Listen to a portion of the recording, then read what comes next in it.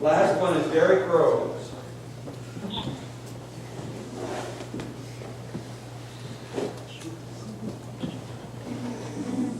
Good evening. My name is Paul Waterstreet, and I've had the privilege to coach Derek for his high school swim career. Before I tell you about why Derek is a coach's best problem, I will tell you why Derek is such a good swimmer and a better person. Derek's blood is not red, it's blue-green. Why is this? The blue is understood. It is the color of swimming pool water, as that is where Derek spent a great deal of his time, committing himself to be a great swimmer, lap after lap, day after day, month after month, year after year. All that time has paid off as he is one of Forest Grove High School's best swimmers. Speculation has it that the Nordic Vikings did not row across the green North Atlantic Ocean, but swam across in their Speedos. Derek is a descendant of those Vikings. However, it is a known fact that Derek is going to be a swimmer before he was born.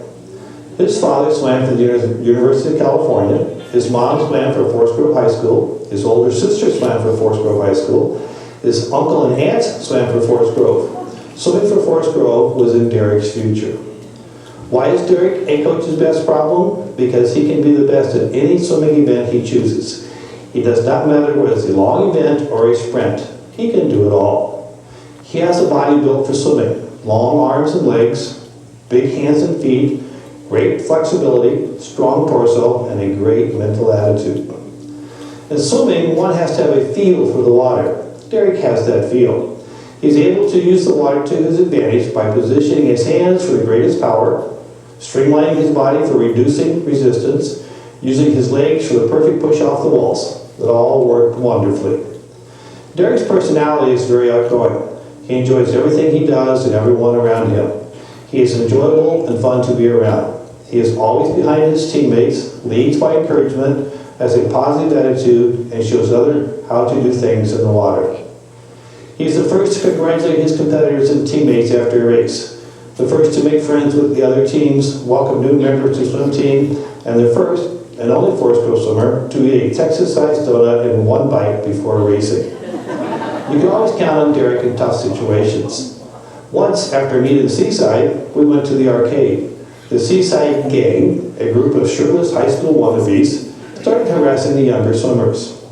We got everyone on the bus, but the gang actually attacked the bus, broke some windows, and blocked the bus from leaving. I got off the bus to confront the gang and let them know the police were on their way. Derek, current head coach Taylor Waterstreet, Nate Bryson, Brian Gamble, and Jordan Renander were all off the bus faster than a relay start, standing behind me to help prevent any further trouble. The only problem for his high school coach, Derek had his aha moment in college. Derek decided to add dedication to his physical abilities, his talent in the water, and his enthusiasm for swimming. With his dedication, he became a record-holding University of Washington swimmer, a qualifier and competitor for the 2004 Olympic trials in Long Beach, California. That was a great meet to attend and watch him compete against the world's best. Derek would have won his events, but it was an outdoor pool and in a parking lot. Derek always swam his best inside, and he only ate donuts in parking lots. Derek won the Oregon State Championship and set a Forest Grove record in the year 2000 in the 100-yard butterfly. The record still stands today. He also swam in a 200-yard freestyle relay in 1998 that finished third in state and set a school record that also stands today. He earned the title of All-American Swimmer by being one of the top 18 high school swimmers in the U.S. Derek is a great swimmer, a great person, and a great representative for Forest Grove High School. Congratulations to you, Derek, on your introduction into the Hall of Fame. I am very fortunate to have contributed a little to Derek's swimming lane of life. Oh, and one last note. Derek said one of his goals is to be mayor of Forest Grove. I think he would make a great mayor. Thank you.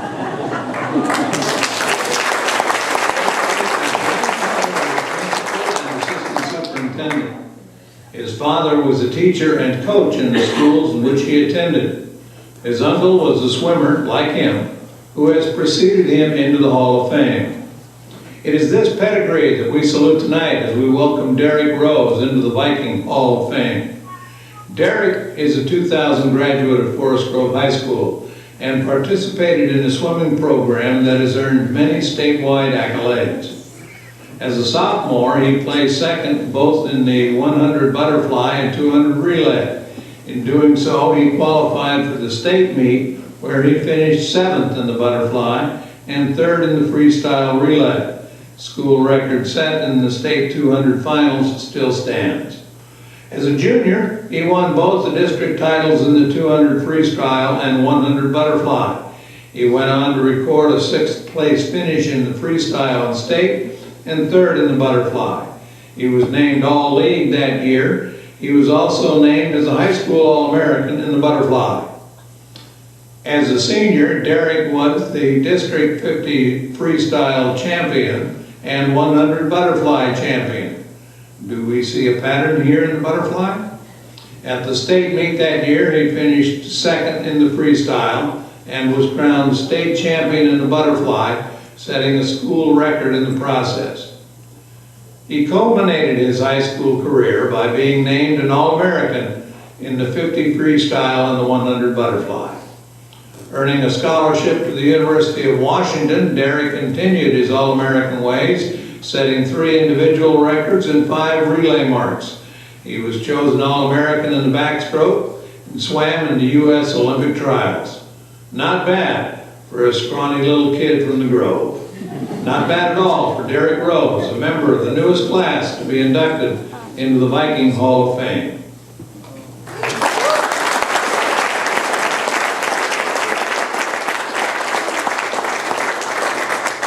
Hall of Famer Tom Gamble will give us some information.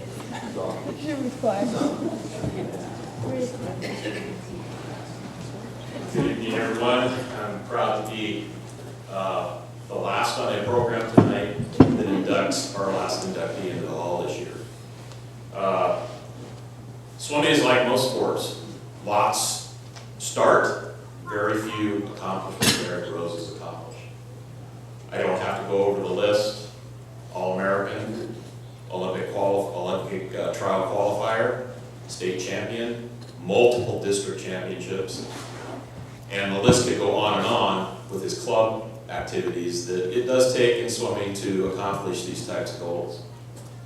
Derek tried a number of sports.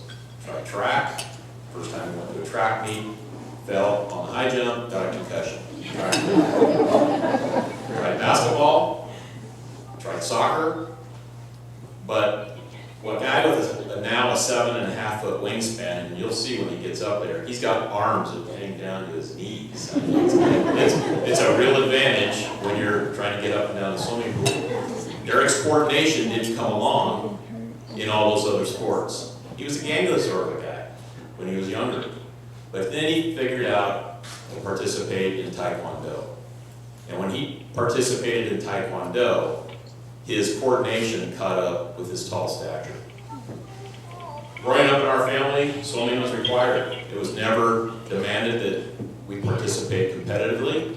It's something that both my parents and Derek's parents never forced on us. It was part of, as Mayor Truax said, a part of the pedigree maybe, but it was required because of where we live. We live in lakes, rivers, oceans, and so it wasn't just good enough to be an adequate swimmer from swimming lessons. You had to be a good swimmer because we were on the boat all the time. Derek was around the water and oceans and places that you needed to be safe.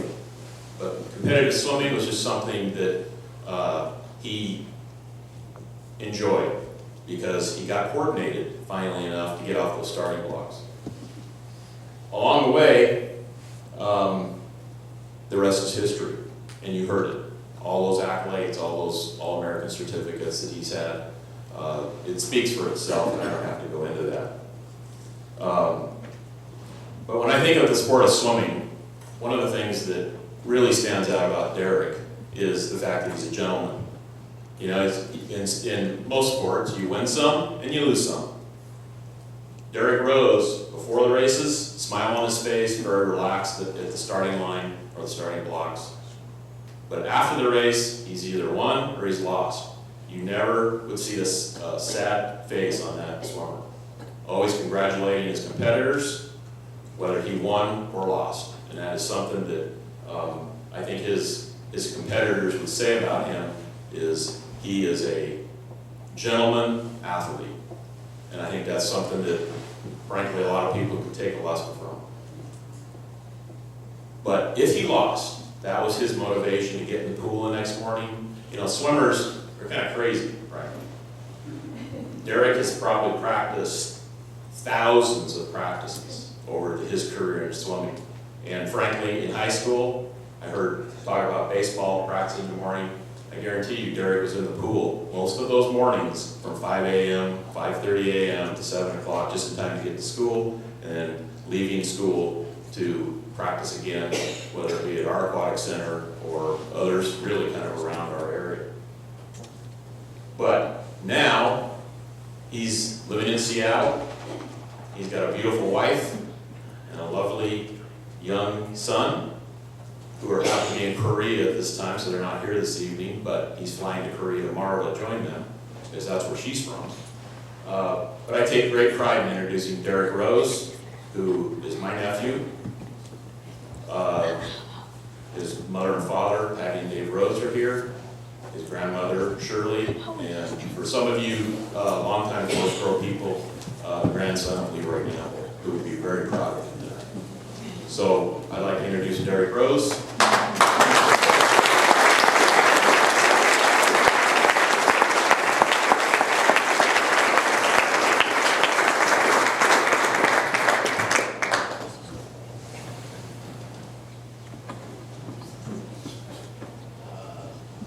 Good evening, everybody. Tell you how happy I'm to be here, but thank you to the committee who selected me, those that nominated me. It's an honor to be here with athletes today and the ones that have been here before us. There's quite a list of people already that are part of this Hall of Fame, and I'm happy to be joining them today. Where do I start? Nothing like video full of your high school scrawny body with speedos getting posted up in front of everyone. It's kind of an icebreaker. So we got that going tonight. Usual Tom and Paul talked about coordination not coming to me for a while, and still argue it hasn't caught up yet. I'm working on it. He went over my list of accomplishments in other sports. Soccer, didn't do much. Baseball, t-ball, sorry, struck out with the ball on the tee. It's possible, I promise. Wasn't good at that. Taekwondo, didn't get a break board. I tried anything else. Basketball, missed lay-ins in practice. So, wasn't great at other stuff, we'll say. But swimming was always pretty easy for me. I'm going to read through a little bit, keep it quick. I got started swimming way earlier than I can remember. Whatever my first memory was, I'm sure I could swim across the pool already by myself. When I was 8, I remember going to the Mat Club, getting some award for being an Oregon top 5 swimmer. That's pretty cool. Go get a dinner and stuff. At 10 years old, I was probably placed in the top 3 regional meets already up in Federal Way, Washington, where coincidentally I run a swim pool and hot tub store right now. So still in Federal Way. For the next 5 or 6 years, probably finished about first or third in most of my races. Kind of anything I swam was just cruising by. It was pretty good. Swimming was easy. At age 16, I think I finally realized I was getting pretty good at swimming. I've been pretty good for a while. I finally realized it. And kind of just wasn't very focused yet, as it was mentioned earlier. And that's when Coach Waterstreet had a nice sit down in Tom's office, and I think my dad was there and let me know I was messing around a little bit too much at practice and kind of anytime.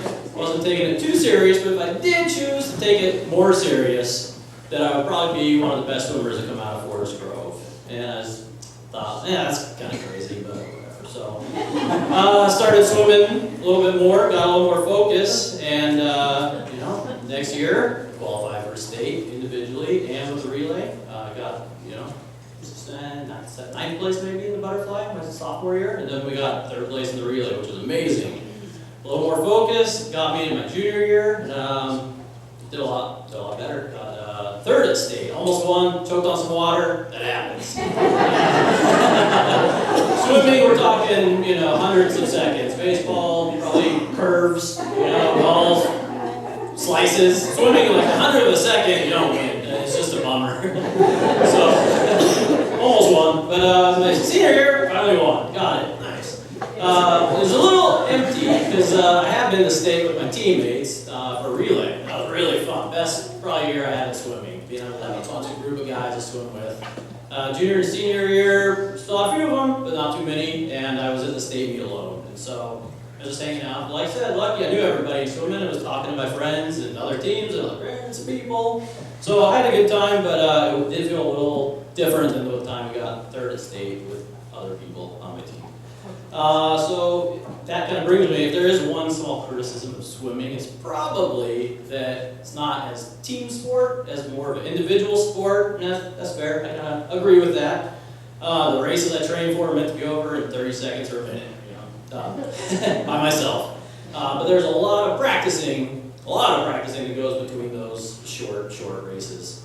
To get those short races, many miles spent in cars. I couldn't drive for a long time, not legal, but mom and dad took me to practice, took me to meets. When they couldn't take me to meet, Nana and Papa take me to a meet. Meets started being on Thursday, Friday, Saturdays, and so you gotta travel, and they were there to help me. But my family has always been there, always supportive, without being too pushy and trying to, I see that in swimming a lot of times. Parents are like, oh, you love this, you love it. I never did that to me, so I got to choose swimming myself, and that was really cool. So I chose swimming, kept doing great. Too long of a sentence.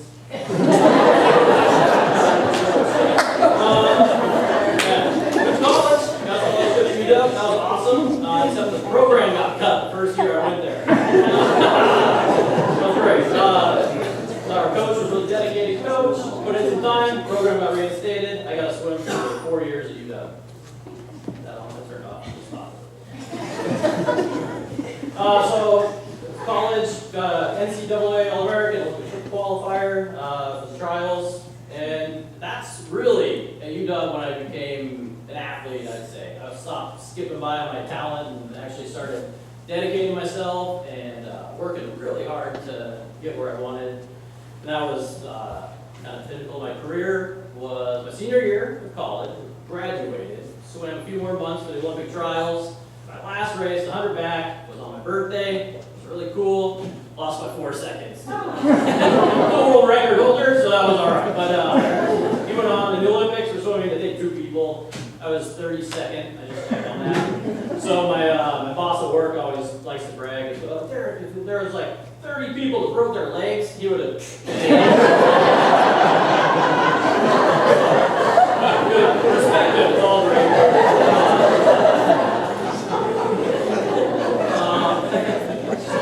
Swimming, pretty much the toughest thing I've ever done in my life. Probably going to be the toughest thing I ever did in my life. So I have the benefit of knowing that the toughest times are hopefully behind me.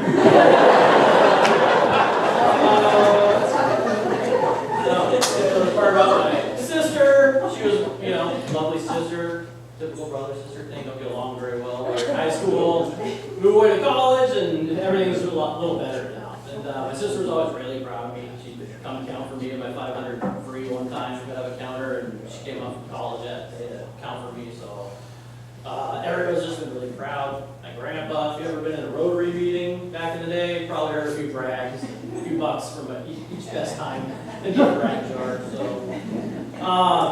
after swimming, there's a long time of just doing life. There's I'm sure you all seen the commercial about NCAA athletes or gonna be something else other than athlete. They don't. Not many of them make it pro. There's no pro for swimming really. So I've just kind of done.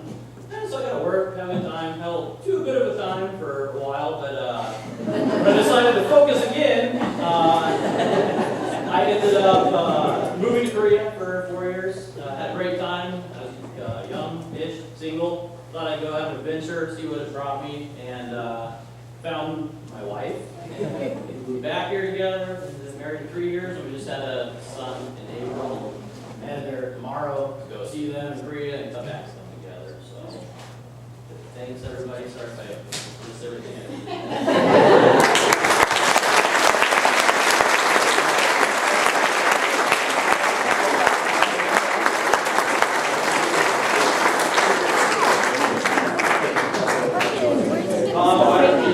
back up.